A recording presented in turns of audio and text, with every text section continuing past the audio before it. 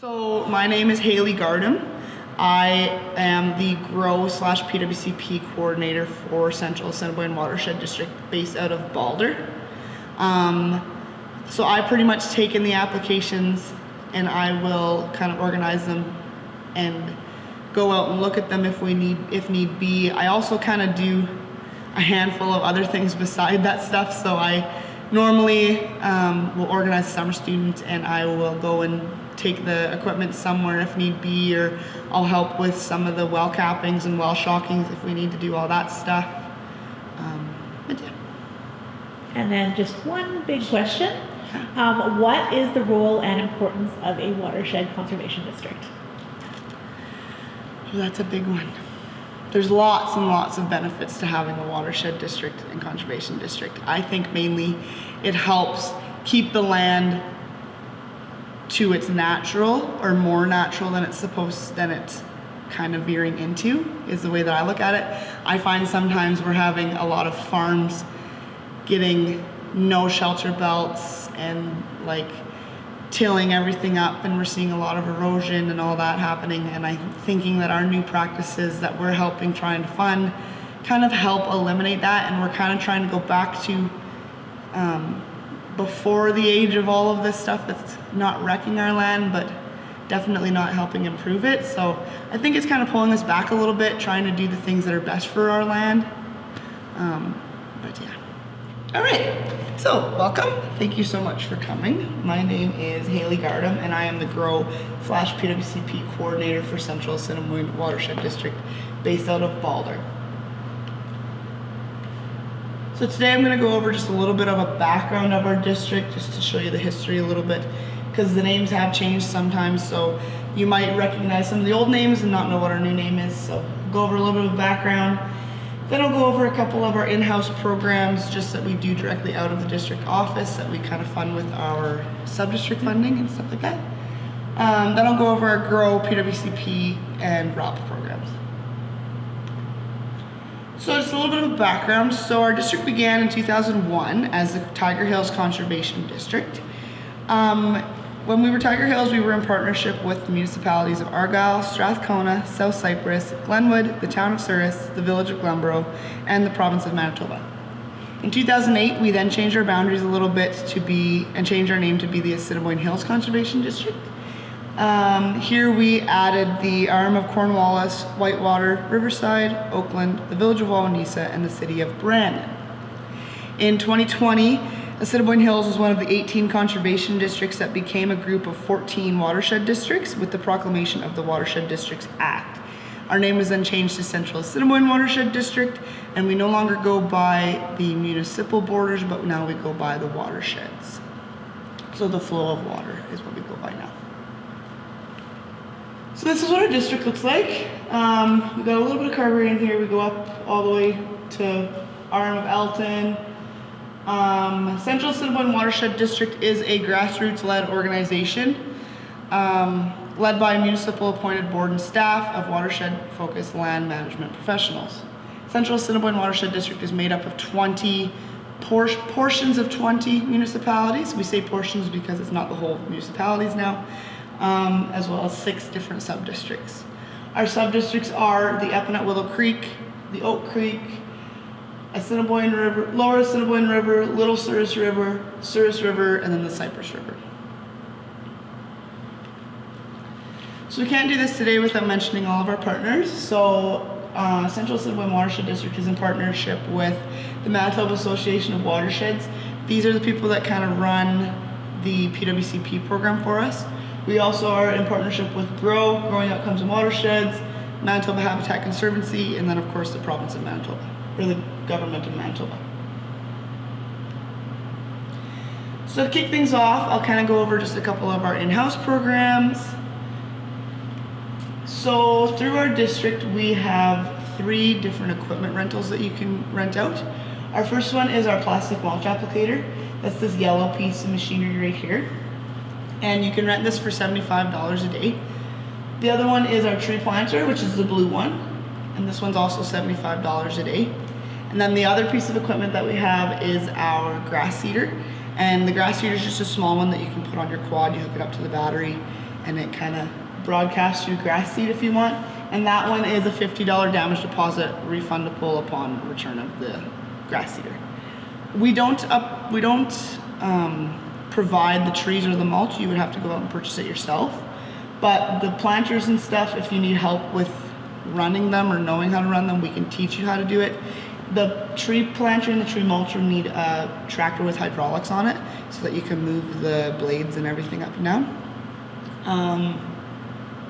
Yeah, we say $75 a day, but we understand that the weather permitting, sometimes you get it for a day and then it's raining that day. So we say a week tops usually, depending on how busy it is.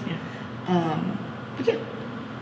And if someone's looking for like where they can acquire the trees or whatever, can you provide recommendations to people? Yep. We usually just say, like we don't provide them, but lots of districts get them from here. Like we know like Jeffrey's Seeds or Jeffrey's Nurseries, and Portage does a lot. There's also a colony in Portage that does a lot of trees. Lots of people go down into the States and get trees, but it's just really whatever's easiest for you. If you do need trees and plastic mulch, I do recommend booking them like even now. Last year they had a shortage of plastic mulch, and the plastic mulch is the stuff that you put over the trees for weed barrier pretty much. There was a shortage, so people were having a hard time getting it, but yeah, I would phone around. But yeah, if you need recommendations to where to get the stuff, we can always let you know. Some other things that we do in our district just out of our office is we can provide shelter belt rebates. So we can provide 50% of the cost up to $3,000 for holdings over 10 acres, or 50% of the cost up to $1,500 for holdings less than 10 acres. We can also provide a rebate for the plastic mulch, so we can pay up to 50% of your plastic mulch with a maximum of $1,000. We also do some well establishment rebates. So if you need to dig a well for your house or your cattle or anything except for irrigation pivots, we can fund up to $1,000 one time only for that. And then we also have our own in-house cross fence rebates that we can pay for with the sub-district funding. And then just some kind of other random ones that we do well cappings for free. So if you have any old abandoned wells in your yard, we can cap these for free. We will organize everything. We just have to get some locates done and book a contractor to do it. We also do well shock chlorination. This is a $75 fee. We will come and shock your well. With that one, we don't like to do hot water tanks anymore, just because there is a big liability on cracking your hot water tank. But we can do your cold water taps. And this can be for your cattle yards or your house or whatever wells you need. We also do 50-50 cost share up to $1,000 for beaver let lures, and that would be what this one is here with the culvert. So that would be like a beaver deceiver, like it stops the beavers from plugging up the culvert and it keeps the water levels kind of what they're supposed to be. And we can, up to $1,000.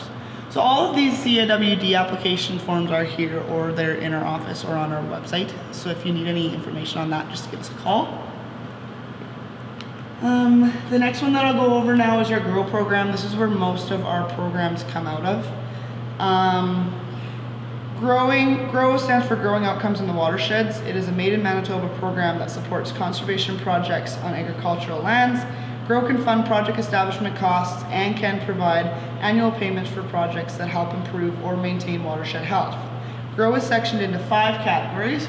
We've got water retention, wetlands, buffer, uplands, and riparian. So the first one that I'll go over is our water retention program. So through this program, my coworker Ashley Schultz is the one that will go out and help you build dams. So we can fund small dam construction, berms, and gated culverts. All of these dams in these pictures are dams that we have done through our district. Each of these projects are a 10-year agreement through our district.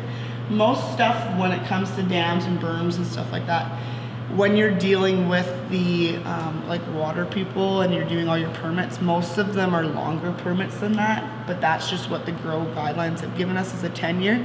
So most of them will have to be longer than 10 years, but we could get to that when you apply for the dam stuff. Things that aren't eligible is dugout construction. We can't do stuff for surface and subsurface drainage. and we can't do stuff for irrigation infrastructure. We can build a dam for your irrigation pivots, but we can't fund the infrastructure to go from the dam to your pivots. Right. Yeah. The next one that we've got is my favorite program, and this is our Wetlands Conservation Enhancement and Restoration Program. So through this program, we can help fund an annual incentive for you to conserve your class 1 and 2 wetlands. We can also help pay for establishment of perennial seed in or around all wetlands, restoration of drained wetlands by plugging the surface drains, and reestablishment of natural topographic contours.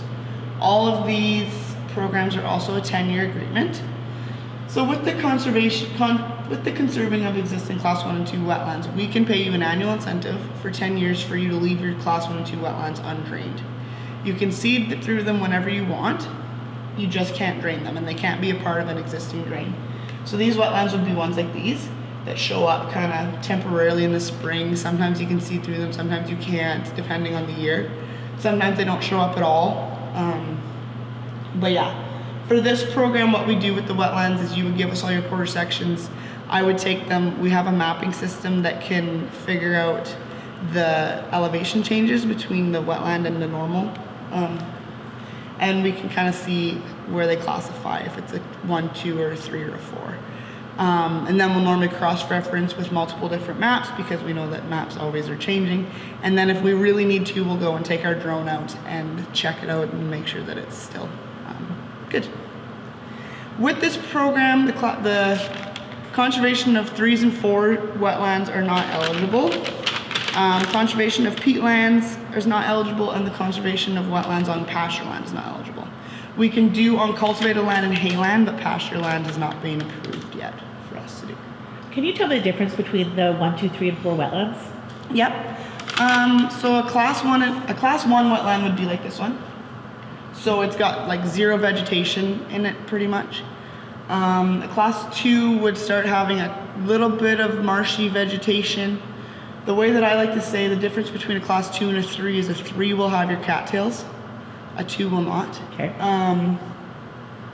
Yeah, sometimes 2 will have, I don't know the exact terms of the grasses and stuff, but it'll have certain grasses along the edge. You can definitely tell that it's a wetland.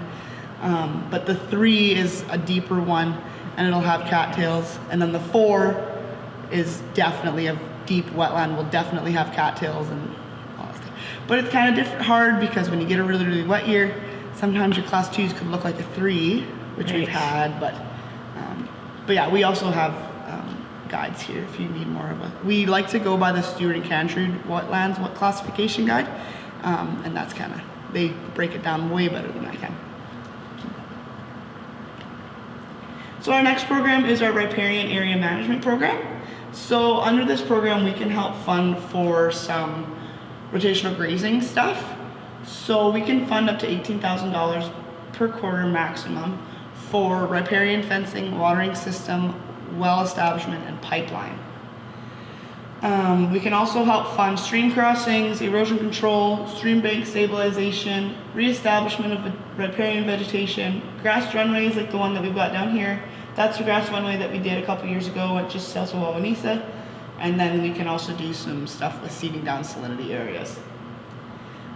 Riparian program is a 5 to a 10-year agreement. We try to push really hard for the 10-year agreements, but we do understand that all farms are different, and sometimes a 10-year agreement is not good for a farm. With all of the grow programs, although they say that it's a 5 or a 10-year agreement, in our district, you are able to get out of it if you need to. You're not completely forced to stick with this program for 10 years or 5 years. If you need to get out of it for some reason, like you're selling your land or you just need to change things up, it's not working for you, you just have to give us a 30-day notice and we can cancel your contract. You will not owe us any money, but we would probably just not pay you for the rest if it was an annual incentive program. Actually, I wanted to show, this here's a gully that we did a couple years ago. This is what it looked like before. I don't have an after picture, but we repaired that one, which was pretty cool. The next program is our buffer establishment program.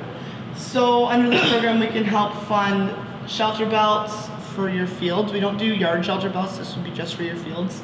Perennial cover buffers, grass waterways, salinity buffers, if you need to add new rows to your old shelter belts, if you need to increase species diversity in your buffers, if you need to expand your buffers, or if you need to reestablish some vegetation, we can help with this through our buffer program. This program is also a 10-year agreement. If you're doing shelter belts, we cannot help fund. All trees have to be bought from a nursery, and we can't help with trees that can, like Christmas trees, fruit-bearing trees, fruit-bearing shrubs. We can't help with stuff like emerald ash, which is an invasive species. Can't do that, but the other stuff we can. I think that's most of it. Oh yeah, and the relocation of trees we can't do as well. Actually, I should make a comment. With this one, again, if you seed down, say, salinity or a grass runway, we normally, when you're seeding stuff down, we can pay for the cost of seed and then $25 or $35 an acre for you to seed it down. We ask usually for you to seed it 1 year, and then if for some reason it dies out or doesn't grow, we ask that you seed it, try again one more time at least on your own dime. So if it doesn't grow the first year, seed it the second year, but you would have to pay for the inputs. And then if it doesn't grow a third year, we would probably look into canceling the contract. But yeah, because we don't want to make you seed every year for 5 years and it not grow on you, because that wouldn't be very good. So. The last one under grow is our uplines program. So under this program, it's kind of the same as riparian.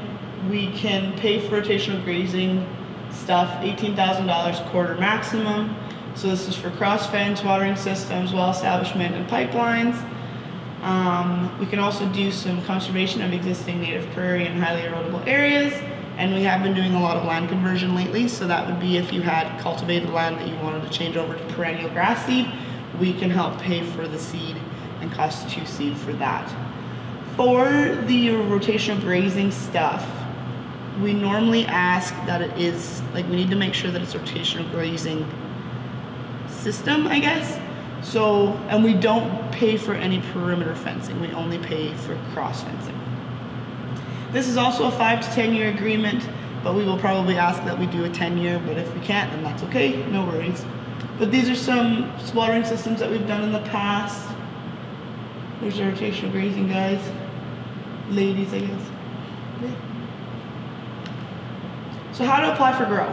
So what we used to do for grow is we used to just give me a call and we would talk it out. I'd put it in a sticky note or keep it in my brain, and then my brain got a little too full. Now I've made these application forms for you to fill out. On the application forms, we ask for all of your name, landowner name, phone number, email address, all that. We will also ask for a map. So I left an area on the application forms for you to draw a brief map just describing what's on your land. So put in all of the fencing, watering system stuff that you already have, if you're interested in rotational grazing, and then put the new fence that you're wanting to put on there. If you're wanting to do the buffer program, I'd ask that you try and draw a good description of your quarter section, and then draw where you're going to put your buffers, or anywhere where you're going to seed down is where you're wanting to seed down. The more detailed it is, the better we can understand in our office, and then we probably don't have to phone you and ask a million questions. But yeah, once we get through the application part, we'll probably ask you for some quotes. Once we get the quotes in, I will make up a proposal and I'll propose it to our grow board. Once the grow board approves it, I will then make up an agreement. Then I'll send the agreement in the mail. Once the agreement is signed and back in our office, you can start purchasing your stuff. Yeah. Any questions about grow? Just a couple of general questions, if that's okay. Yeah. So what is the importance, especially when you're planting trees, of the diversity in species? Pollinators, like lots of times if you grow, say, an evergreen, and then lots of people put like a Saskatoon, or like they kind of do that. It helps with snow capture. When I was in school, they taught us that it helps with snow capture and helps with wind a little bit. Okay. Pollinators, though, I like the pollinators, so I say try and make it more diverse and more flowery and all you can do, but I would say mainly just the snow capture and wind capture. Also protection of each other's trees. Like I recommend if you're doing a shelter belt, do a 3-row shelter belt. And normally you'll put one tall, so like an evergreen or a poplar, and then you do like a smaller tree, like, I don't know, a carragana or something, and then you do another smaller shrub is normally how I try to get people to do it, but it's totally whatever's up to you guys and whatever best suits your farm, I guess. And are there deadlines for these programs, or are they all rolling? For grow, there is no deadline. We do meetings every 3 to 4 months, but we the way that we do it is we have our budget and it just kind of keeps going. So if you need to go on this budget year, last budget years, it's okay. First come, first serve is how all these programs work, Okay. but there is no deadline for grow or the other ones from the office that I talked about. But if you're applying for the ones from the office, like the tree planter and stuff, I'd recommend if you want to use the tree planter or get your stuff well sealed or well shocked in the summer, try and apply in the spring. Because if you apply in the fall, that's probably our busiest time, so we probably won't get to it until next year. But yeah, so there's no deadlines on these ones. But the next one that I'm going to talk about, actually, there is deadlines. Okay. But do you have any more questions about? No, that's good. Okay. Thank you. Yep. So the next one is our PWCP program, otherwise known as our Prairie Watershed and Climate Program. So Prairie Watershed and Climate Program provides funding incentives to producers who implement any of the 3 eligible beneficial management practice into their operations. The 3 practices are cover crop, nitrogen management, and rotational grazing. Producers may be eligible for up to $75,000 to cover up to 85% of implementation costs. Funding limits may vary in each watershed district. All applications for PWCP are a 1-year agreement. So talking about the deadlines, for PWCP, the applications for 2024 actually are opening up in April, and they will be due March of next year. So this year, currently right now we're still on the 2023 application forms, and they're due, I like to say, mid-March. But the new ones will open April 1st, and then they'll be due again next March. So the first one under PWCP is our cover crop program. So we can fund up to $35 an acre for seeding down cover crops. I guess up to 85% of your total cost with a maximum of $35 an acre is what it would actually be. With this, you can put in your seed and your cost to seed to get up to the $35 an acre. All of the PWCP programs, we take the numbers before GST because it is a federal funded program. So it is taxable. We can also pay up to 85% of agronomic support for seeding down cover crops. So this would be like if your agronomist charged you, say, $100 for their time or their specific information.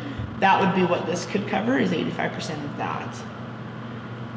All your cover crops have to have at least 6 inches of growth over the winter, whether it's just stubble or actual growth. We need to have 6 inches of cover, I guess, not growth. But we need to have 6 inches of cover over the winter just so that it captures the snow. So then our next one category is our nitrogen management category. Under this category, there's a lot of different practices and applications. If they are on the same page, that means they're on the same, if they're on the same slide, that means they're on the same application form, is how I kind of did it. So under PWCP, we can fund up to 85% of the total cost of a dual inhibitor. Examples of a dual inhibitor would be like Super U, Tribune, Excelius Max, Neon Surface, Neon Air, stuff like that. When applying for Super U, although it is an inhibitor, you would actually have to fill out the PCU table. And that's because for Super U, we only pay 85% of the cost difference between Super U and then the regular urea. The next one on that page is our PCU, so polymer coated urea. An example of this would be ESN. And we only pay 85% of the cost difference between regular urea and the polymer coated urea. So if you are unsure about what a dual inhibitor is, I would say ask your agronomist. Or if you don't know what's eligible under our program, I do have sheets that tell you what's a dual inhibitor, what's a single, like where they all fall under, and we can check for you, or I can give you the list. The next program is our legumes program. So it's kind of the same as our cover crop program. We can pay maximum 85 or up to 85% of the total cost with a maximum of $35 an acre for you to seed down legumes. Again, you can do your seed and cost to seed to get up to that $35 an acre.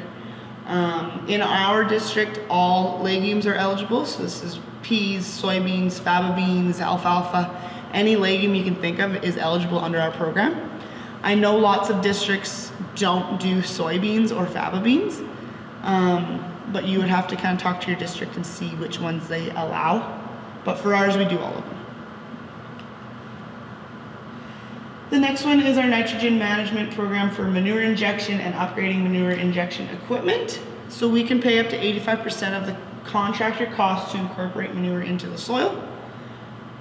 This is for incorporating only, so we cannot fund spreading, but injecting and tilling it under is eligible. Manure is not eligible, like the manure itself is not eligible, but the time and labor for incorporating it is. If you do this yourself, we do have a farm equipment guide that I normally bring, but I didn't bring it today, that can show like your piece of machinery, and it'll show the custom rates that people charge for your specific piece of machinery. So if you have a John Deere whatever and your certain type of tiller, you can break it kind of down and make up your own invoice for that. If you do make your own invoice for it, though, we would need your signature on the invoice just so that we know that you're not making a bunch of stuff up. The other program that's eligible under, the other thing that's eligible in this program is our manure equipment upgrades. So we can pay up to $200 a foot of the equipment upgrade with a maximum of $30,000. But this is for injection equipment only. So injectors are eligible, but harrows and deep tiller equipment is not eligible. So it would have to be the injectors themselves. Tanks and hoses and stuff like that are not eligible. It'd be the specific injectors themselves that are on the equipment that are eligible. And yeah, $200 a foot maximum. The other equipment upgrades that we do through this program is we can help fund the equipment upgrades to allow for fertilizer banding, side dressing, and injection. Again, we can pay $200 a foot maximum, or 85% of the total cost, up to $30,000. So this would be stuff like side banders, mid-row banders, injectors, any side dressing equipment. If you need to do openers, the knives would be eligible too. Tanks, hoses, batteries, etc. are not eligible. The upgrades that are eligible are only specifically on what's doing the banding or the injecting or the side dressing. On that same application form, we do split fertilizer application, so we can pay up to 85% of the cost of the second pass to do your split fertilizer. So lots of people will apply a little bit of their fertilizer on in the spring, and then they'll do half of it again either midsummer or in the fall even. So we can pay for the labor and time to do the second pass. We don't pay for the fertilizer for that, but if you were wanting to apply for the fertilizer, you could put it under something like the other fertilizer programs, but we pay for the time and labor for that. The last one under PWCP is our soil testing, soil mapping, and agronomic support for nitrogen management plans. So we can pay up to 50% of the total cost for support with a maximum of $10,000. We can also pay 85% of the cost to do soil testing with a maximum of $2,500 per year. And we can also pay 50% of the total cost of soil mapping with a maximum of $10,000 per year. I forgot to mention though, for this year, the new thing that they've brought to us for 2024 is for soil testing applications or anything on this slide, and as well as for any equipment upgrade applications, you must be doing another practice with it.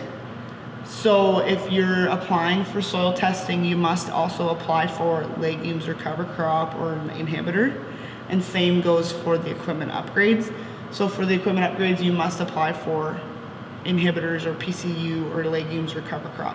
It's just because they like to see as many practices done as possible, and we're trying to get away from us just strictly paying for people's equipment. We're trying to get them to actually do the practices that we're trying to push. So the other thing under PWCP is our rotational grazing. It's pretty much the same as our grow stuff. $18,000 per quarter for cross fencing, wildlife friendly fencing, temporary fencing, stationary watering systems, and mobile watering systems. And we can also fund up to $35 an acre maximum, or 85% of the total cost for seeding down or for improving pasture composition. So that's if you don't like the way that your pastures are looking and you're wanting to possibly add some legumes in it or add some alfalfa or some new grasses, we can pay for that. We can also pay up to 50% of the total cost maximum of $400 for the completion of a rotational grazing plan too. So how to apply? So all of our PWCP applications are on our website. This is what the application form will look like originally. It'll ask for all of your information and everything. Try and fill it out as best as you can. So with our application forms, we also have a professional, or on the application forms, please make sure that you fill it out as best as you can. And we will also need to have a signature on the application form as well as your initials. With the application form, we also need a professional assessment form to be filled out. And that would be what this paper looks like. The professional assessment form will need to be filled out by an agronomist, certified ag, people that are pretty much certified in the ag field. You can find someone with these credentials probably at your local seed retailer. We've done lots of stuff with Co-op, SureGrow, Nutrien, just different seed companies. They all should have, one of them should have their agronomy. So they can fill that form out for you. With that, we'll also need all of your invoices. So that's the difference between PWCP and GROW. Is GROW, we go off of quotes. PWCP, we go off of invoices. So you need to purchase all of your stuff before applying. And then we'll also need some pictures in some cases. So for nitrogen management and cover crop programs, we need your filled out signed application form. We need your filled out signed professional assessment form by your agronomist. We'll need all of your invoices, including your cost to seed if you're putting that in. So if you're doing that, if you're doing your cost to seed invoices, you can just make them yourself from you to the farm or from the farm to you, whatever's easiest, as long as it makes sense. And then we'll also need some pictures. We'll need pictures for cover crop, legumes, equipment upgrades, applications, stuff like that. For rotational grazing applications under PWCP, there's an extra step to it. So yeah, we'll need your filled out signed application form, all of your invoices, but then we'll also need your professional assessment form to be filled out by a rotational grazing mentor, so not an agronomist. If you're unsure about who these people are or where to find people like this, we have some names and numbers that we can give you that we've worked with before.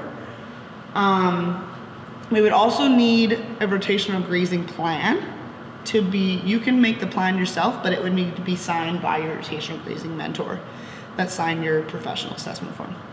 So with rotational grazing, there'll be 4 things that we need, actually 5 things, because then we'll also need pictures later on, but the pictures don't have to happen when we are applying.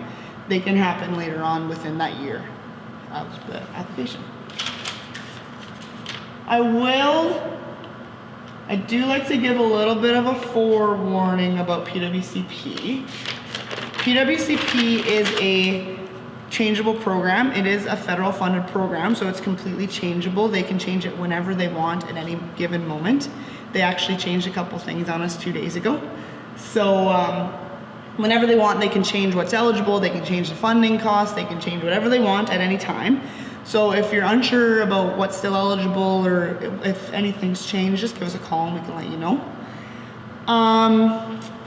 When applying for PWCP, the application process is you'll give me all of your stuff at the same time.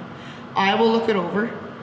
I will do an in-house approval. Then I'll throw it on our database, and on the database, it will then get sent to the Manitoba Association of Watersheds, which are the people that do the final approval. So they will do a second and final approval of your project. Then once they approve it, I will make up an agreement and I will email it to you. Once, with the agreement, there will also be a statement of on-farm support payments paper. This will be like a tax form, so it will ask for your social insurance number and your business number if you have, but you can't get your funding if you don't fill this form out. So I like to give a heads up before, just in case you don't want to. Once you get all that stuff signed, you'll send it back to me. Then I will send it to Manitoba Association of Watersheds, and then they will process the payments. So as soon as I get the agreements, I will send them in, and then they're completely out of the Watershed District's hands, then they're in MAW's hands. This program is not a get money fast program. The payments can take 10 to 12 months to come. MAW doesn't get their funds released to them until mid-October, sometimes November. And then they can start processing, and that's their busiest time of year. So this year they didn't start processing payments until January. So just a heads up, you're not gonna get your funding immediately, but you will get it. If you've been approved, you will get your funding. You just will not get it fast. But yeah, any questions about PWCP? No, I don't think so. No? All right. The last program that I'll go over is our RALP program. So this is Resilient Agricultural Landscape Program. So this program was created to provide funding to increase the environmental resilience of agricultural landscapes by accelerating the adoption of on-farm land use and management practices. RALP has a lot of the same programs as GROW. It's pretty much the exact same as GROW, but I'm gonna go over a couple that GROW does not cover. So RALP does cover all rotational grazing practices, land conversion, anything like that. But I'll go over the ones that GROW doesn't really touch base on, and then I'll kind of explain a little bit afterwards what's going on. So the first one that I'll go over is our agroforestry program. So here we can help with establishment and maintenance of shelter belts or tree buffers for farmyards, livestock facilities, and fields. The difference between this and GROW is the farmyards and livestock facilities. GROW cannot fund farmyard and livestock facility shelter belts, but they can do field shelter belts. Also, agroforestry programs can help with planting of trees, shrubs on marginal or high-risk cropland, and they also directly can impact silvopasture. So silvopasture is the integration of trees and grazing livestock on the same land at the same time. So GROW does not directly apply to silvopasture, but RALP will.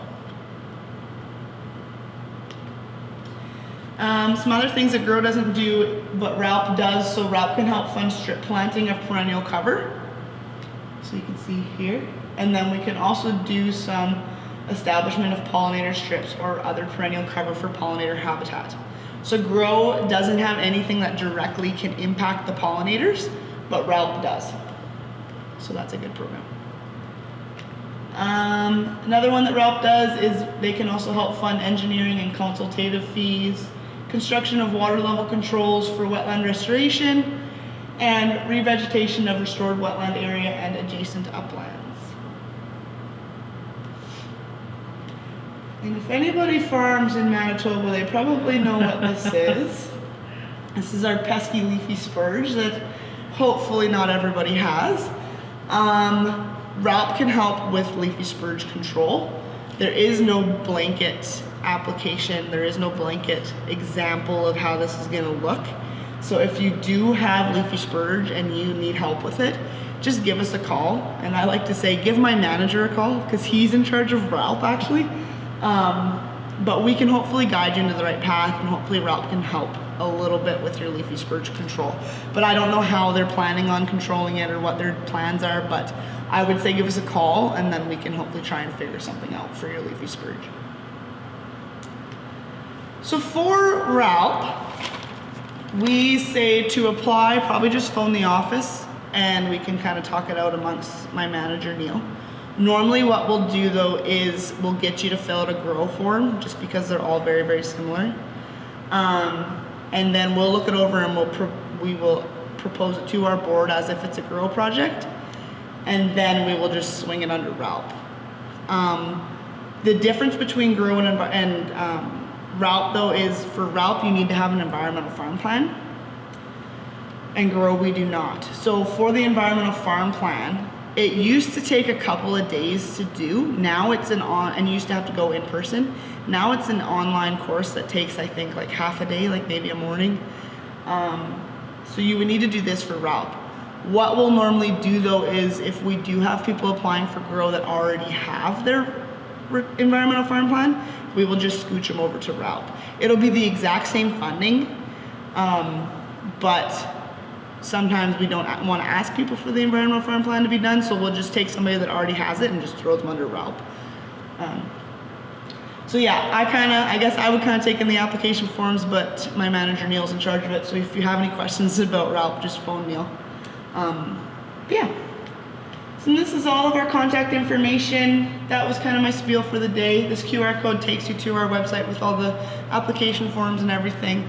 And if you need any help filling out any application forms or finding any application forms or are unsure on exactly what you want to do, just give us a call and hopefully we can help you and get you some funding. Thanks.